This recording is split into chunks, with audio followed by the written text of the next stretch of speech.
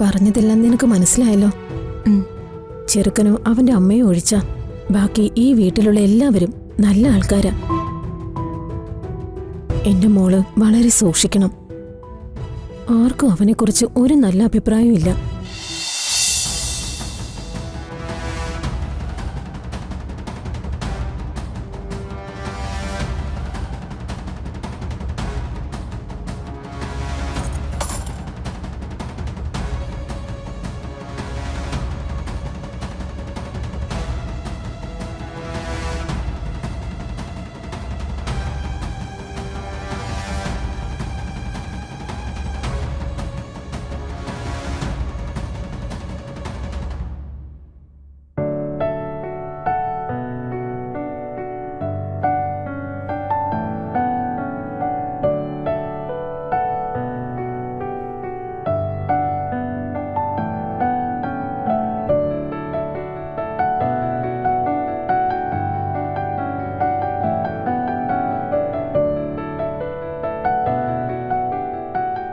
ഇരു കൈകളും കൊണ്ട് ഇത് വാങ്ങി വലതുകാല് വെച്ച് അകത്തേക്ക് കയറിക്കോ.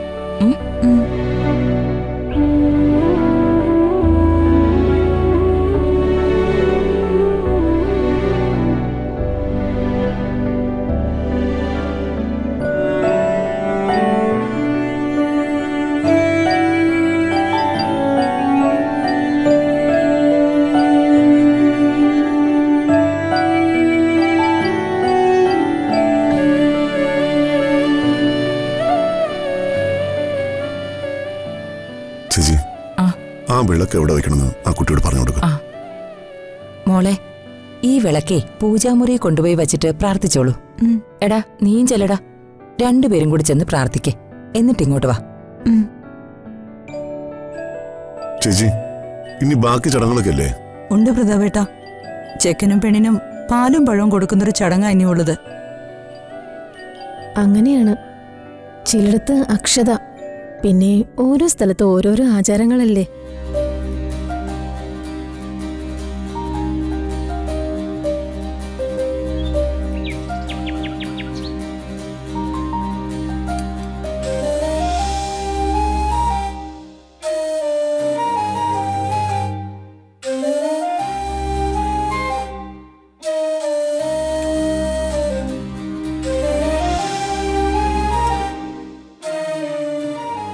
നിന്റെ സ്വഭാവം അനുസരിച്ച് ഇതിനൊന്നും ഞങ്ങൾ കൂട്ടി നിൽക്കാൻ പാടില്ലാത്തതാ.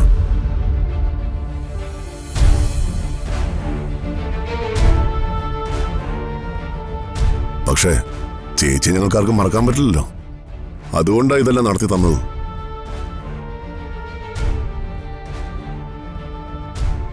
ഇനി മര്യാദക്കൊക്കെ ജീവിച്ചാൽ നിനക്കൊള്ളാം. ഇല്ലെങ്കിൽ എന്താ സംഭവിക്കാന്ന് പറഞ്ഞിട്ട് കാര്യമൊന്നുമില്ലല്ലോ.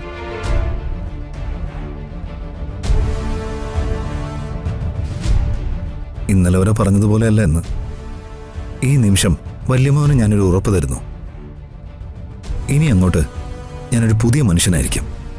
ഇത് സത്യം, സത്യം, സത്യം.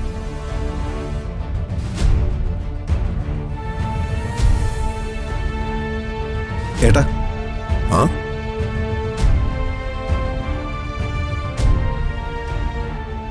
കൃത്യസമയത്തിന് നീ വന്നല്ലോ. നന്ദു, ഇതെന്റെ ചെറിയമ്മാവനാ. കല്യാണ സമയത്ത് എത്താൻ പറ്റിയില്ല, സോറി മോളെ. ഏട്ടാ, ഒരു വലിയ സന്തോഷ വാർത്തയുണ്ട്. എന്താ ശരാ? നമ്മുടെ കമ്പനി അക്കൗണ്ടിലേക്ക് ഒരു വലിയ എമൗണ്ട് പ്രോഫിറ്റ് ആയിട്ട് വന്നിട്ടുണ്ട്. എത്ര എമൗണ്ട്? 36,60,00,000. ഓ,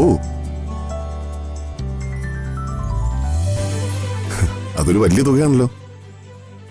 അതെ ചേട്ടാ.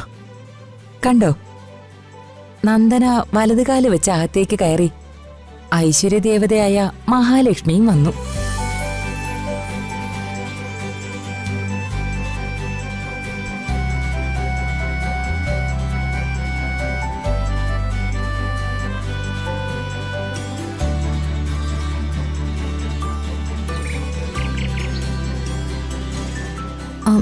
ചെറിയച്ചൻ ഫുഡ് കഴിച്ചോ?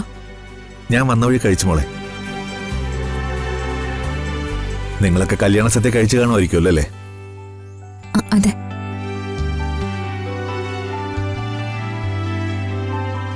ഇവന്റെ ഒരു കല്യാണ സദ്യ ഞാൻ കഴിച്ചത് അത് തന്നെ തൃപ്തിയായി.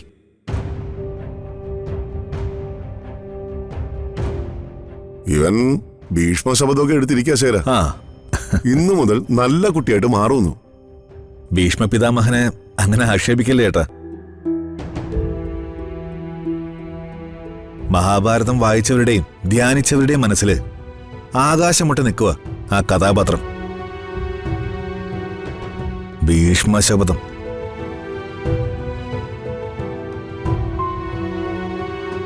പറഞ്ഞതെല്ലാം നിനക്ക് മനസ്സിലായല്ലോ. ചെറുക്കനോ അവന്റെ അമ്മയോ ഒഴിച്ച ബാക്കി ഈ വീട്ടിലുള്ള എല്ലാവരും നല്ല ആൾക്കാരാ. എന്റെ മോള് വളരെ സൂക്ഷിക്കണം. ആർക്കും അവനെക്കുറിച്ച് ഒരു നല്ല അഭിപ്രായവും ഇല്ല. മോളാണ് അവനെ നന്നാക്കി എടുക്കേണ്ടത്. അവന്റെ മേല് ഒരു കർശന നിയന്ത്രണം വേണം. ദീപേട്ടനെ ഞാൻ നന്നാക്കി എടുത്തോളാം. അമ്മ ഒന്നുകൊണ്ടും പേടിക്കണ്ട. ഇനി ഇവിടെ ഒരു മംഗളകർമ്മം കൂടിയുണ്ട്.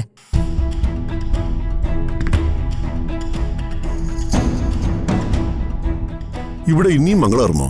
അതെന്താ?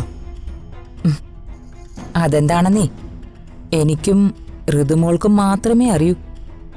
അല്ലേ ഋതുമോളെ?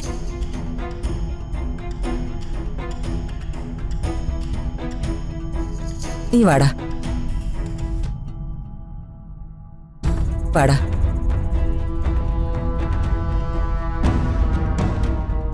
എന്താ മോളെ ചേച്ചി പറഞ്ഞതിനർത്ഥം? അവർക്ക് ഭ്രാന്ത ചെറിയച്ച. ഓ, എന്നോടിങ്ങനെ ഏതു നേരവും വഴക്കിട്ടോണ്ടിരിക്കും. അല്ലാതെ അവർക്ക് ഒരു സ്വസ്ഥതയും ഇല്ല. എന്തിനാ ഏട്ടാ ഈ പക്ക ക്രിമിനലിനെ കൊണ്ട് ആ പാവം പെൺകുട്ടിയെ കല്യാണം കഴിപ്പിച്ചത്? ആ പെണ്ണിന്റെ ജന്മം തൊലഞ്ഞില്ലേ? അവളുടെ ജന്മം തൊലയ്ക്കണമെന്ന് ഞാൻ പറഞ്ഞില്ലല്ലോ ശേര. അവരായിട്ട് ആലോചിച്ചെന്ന കല്യാണം. ഇവന്റെ സ്വഭാവം മുഴുവനും അവരെ ബോധ്യമാക്കിയിട്ടും അവര് പിന്മാറിയില്ല. എന്നാ പിന്നെ നന്നാവണമെങ്കിൽ നന്നാവട്ടെ എന്ന് ഞാനും കരുതി. അത്രേ ഉള്ളൂ.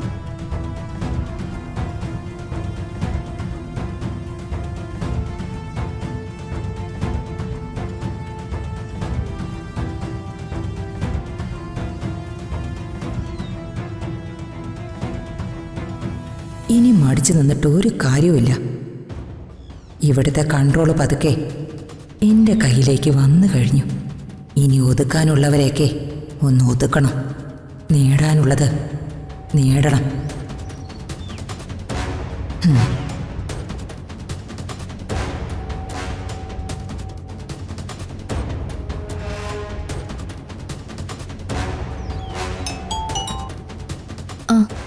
അംബികേച്ചി,